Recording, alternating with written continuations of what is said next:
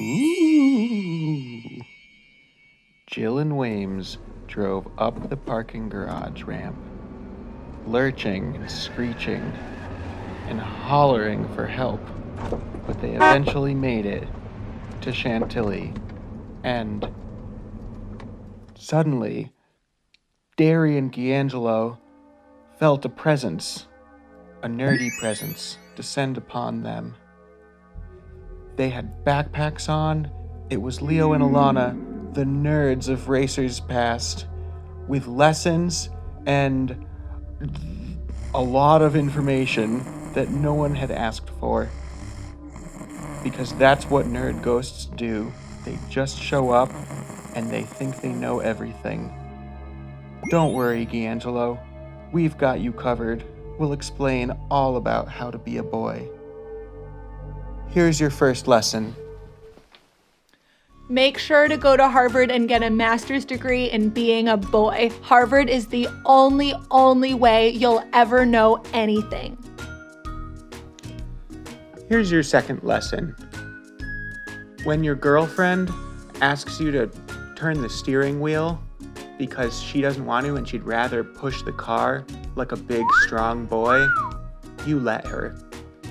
And here's your last lesson, GeAngelo. Make sure that the camera never, ever catches you helping anyone so that it always looks like you're always taking and never assisting anyone ever. Ooh. And then the nerds of Racers Past buried their heads in books, and nobody helped them on the race, except for the pretty blondes, who were also really strategic. No, Leo and Alana, stay with us! The next ghosts to visit GeAngelo and Dary's were forced to race the millionth miles without the other half of their shitty alliance that never was, and take on the calculated and sneaky Mine 5, all on their lonesome, were the Blonde Bandits. Woo! The Blonde Bandits were the most beautiful and sweetest ghosts in all of the land, putting a target on their backs. The Mine 5 were so jealous of the Blonde Bandits and their heavy backpacks overstuffed with their beauty products that definitely didn't slow them down at all. The Mine 5 hated the Blonde Bandits for all their talents, including driving stick shift, picking the best taxis, unscrambling words, and building cellos. When the Blonde Bandits survived yet again and crashed a Thanksgiving dinner in Berlin, Germany, GeAngelo and Dary didn't like that, and they wouldn't share any of their sauerkraut with them. After dinner, the Blonde Bandits asked Dary and GeAngelo to step outside. They had a surprise for them. Waiting for them was a giant cockroach named Karma, who came down from the sky and scooped up GeAngelo by his stinky chocolate cream braid and flew away with him. Meanwhile, Dary, who watched GeAngelo get carried away, had an evil smirk on his face. You see, GeAngelo wasn't the evil one after all. Dary was. Dary's the one all along distracting the sweet and innocent Blonde Bandits and withholding key information like maps and directions, while the innocent Blonde Bandits shared all their fucking information with the Mine 5 whenever they had it. But all along, the joke was on GeAngelo and Dary. Turns out the Mine 5 didn't want them either, just like nobody wanted the Blonde Bandits. You want tips from the Blonde Bandits on how to be a real man? You take losing like a real man, just like the Blonde Bandits did, and not like a rich bitch sore loser. Hopefully the next ghost can tell you if GeAngelo survives the giant cockroach and if Dary's gonna help him out of this find. And poor GeAngelo, you have quite a few more ghosts paying you a visit. Happy holidays. Dary and GeAngelo continued wandering until they finally heard it. It was a sound. Quiet at first, then slowly crescendoing until they had to plug their ears against the ear-piercing, ear-shattering, shrill sound. It was the ghost of Aswar and Eparna. And Eparna, well, she was not happy. DeAngelo. Fuck DeAngelo! The ghost of Eparna continued to shriek. The furious sibling pair encircled the petrified Dary and GeAngelo. GeAngelo and Dary begged for mercy. Please, please spare us. We just need to find out how GeAngelo can become a big boy. Eparna said, use your brain, GeAngelo.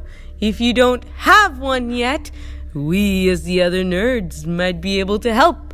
You must promise to ditch the Mind 5 with us, since we are not a part of the True Alliance. What say you? Ha ha ha. That's me, Aswar, and I chuckled. Ha ha ha ha ha. I know just what you guys need. Let me find it. There it is, my trusty cello. Let me regale you with a song on this functioning cello that I might add I built with my own 2 bare hands. Gary and DeAngelo, Dary and GeAngelo, to complete this quest of yours, you must learn to dance, dance, dance. As you wander into the forests and meet other ghosts, don't forget, fuck you, DeAngelo. It was just then that the ghost of Redneck Future started to appear out of thin air.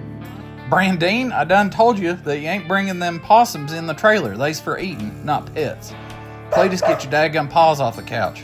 What, were you raised like one of them dirty NFL players? What? What the hell's going on? One minute I'm just sitting in the garage listening to AC/DC. Next minute I'm looking at 2 boys who like to wrestle each other for a daggum piece of pork rind. I reckon I know what I'm here for. I was told I'd be teaching 2 men about how to enjoy the ride of life. Now y'all got everything that most men dream of. Heck, y'all might be Richard and Travis Tritt. But from what it really takes in this life is not all about them green bills. It's in your heart that matters. Dary, your heart is clearly as big as you are. That may be dilated cardiomyopathy, but from what I see, it might mean that you care about the world. If you continue down your current path with that scraggly beard and them video game playing, your acne will surely come back and you'll continue to play with your little Star Wars toys. But you will be the master of your Dungeons and Dragons clan. If you choose to follow that big heart, you'll make a big impact on kids' lives all around the world. You have that goodness in you to continue your legacy and inspire the world. In your future, you're either a hermit or a legend. What I see is unclear. GeAngelo, your path is yet to be laid. Now, many have seen you treat you like that daggum hoity-toity pigeon treats my 92 Camaro. You get shit on. But under that controversial exterior and drama-filled life is another heart of gold. Before you lays 2 paths. One which leads you to be a celebrity drama queen like a little muscular Jeff Gordon. The other path leads people to see the truly caring, loving, and selfless man that you are. Like the great Tim Tebow. Within you lies the potential to make great change in this world and to continue to help those in need, or to become the next star on the Real Housewives of Atlanta. Mwah! Much like Earl down the street, people will hoot and holler about your faults, but secretly whisper about your greatness. Help others put aside their differences, and don't you forget, people won't remember you for how many yards you ran or tackles you made, but how you made them feel and the philanthropy that you did. Think about those words as you are visited by the next team of ghosts. And with that, the redneck ghost ran and did a hood slide over his 95 Trans Am, jumped into the driver's seat, and as he drove off, mullet blowing in the breeze, he shouted, Y'all be good now, you hear? You're loved. Y'all might not have won that race, but that don't mean that you didn't make an impact.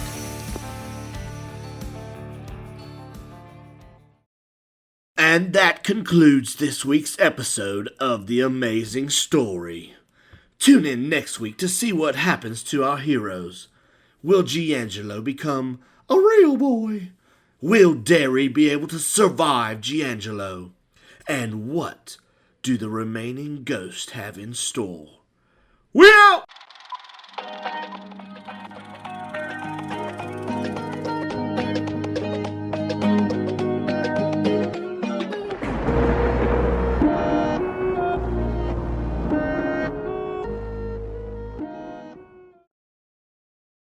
You are now listening to the Cinnamon and Sugar Podcast featuring DeAngelo Williams. Williams and Gary Barnage. You push play and they'll push the limits.